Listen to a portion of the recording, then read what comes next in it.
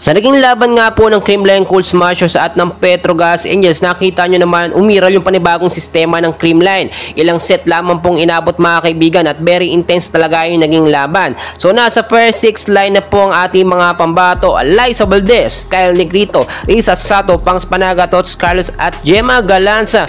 Nung set 1 pa lamang po, mainit na yung laban. Hindi talaga natin mape-predict, no, kung sino po ang mananalo dahil nagtapos yung set 1 sa score nga po na 25, no? Etong Petrogas 27 naman ng Creamline Cool Smashers. Pero pagdating po ng set 2, dito po nakabawi etong Petrogas Angels. Lumakas po yung offense at depensa nila, no? Pero dikitan lamang yung score. Sa score nga po na 23 ang CCS, 25 ang Petrogas Angels. Dito sa set 3, nagbago yung chemistry at momentum po ng Creamline. Pinaglaro nila yung ilang mga bench player ng Creamline, which is para hindi mabasa yung estratehiya at sistema ng Creamline na naging effective naman dito sa set 3. So sa set 3, nanalo po muli etong Creamline Cool Smashers at nakita natin kahit papaano napakahirap o mahirap talagang talunin etong Petrogas Angels. Ilang beses na rin po kasi tinalo ng Petrogas, no, etong Creamline noong mga nakaraan at nakita natin dito nakabawi po ang Creamline Cool Smashers. Pagdating naman po ng set 4 mga kaibigan, dito talaga, no, ang tindi na naging laban.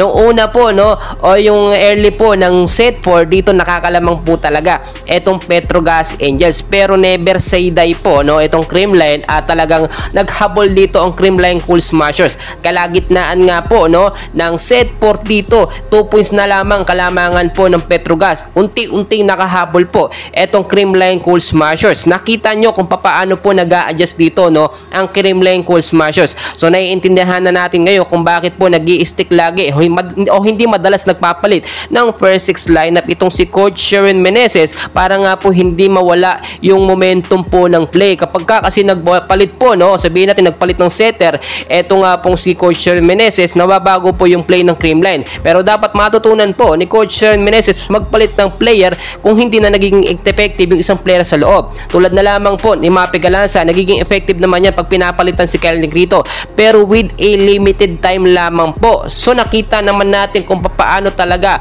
dito sa game 2 yung napakatinding sistema ng Creamline nagiging effective. Kung sana ginamit nila ito dun sa laban sa Chocomucho, baka nanalo pa po, no, or hindi na umabot pa sa set 5 yung laban nila. Mga kaibigan, sobrang tindi ng laban na talagang hindi natin mape-predict, pero nakuha po ng Creamline Cool Smashers ang pagkapanalo dito sa set 4. Congratulations po sa ating kupunan na Creamline, no, pinatunayan nila na sila pa rin po ang champions team, manalo man or matalo. Mga kaibigan, huwag kalimutan mag-like and subscribe para ma-update ko kayo sa mga susunod na kaganapan sa Creamline at sa PBL.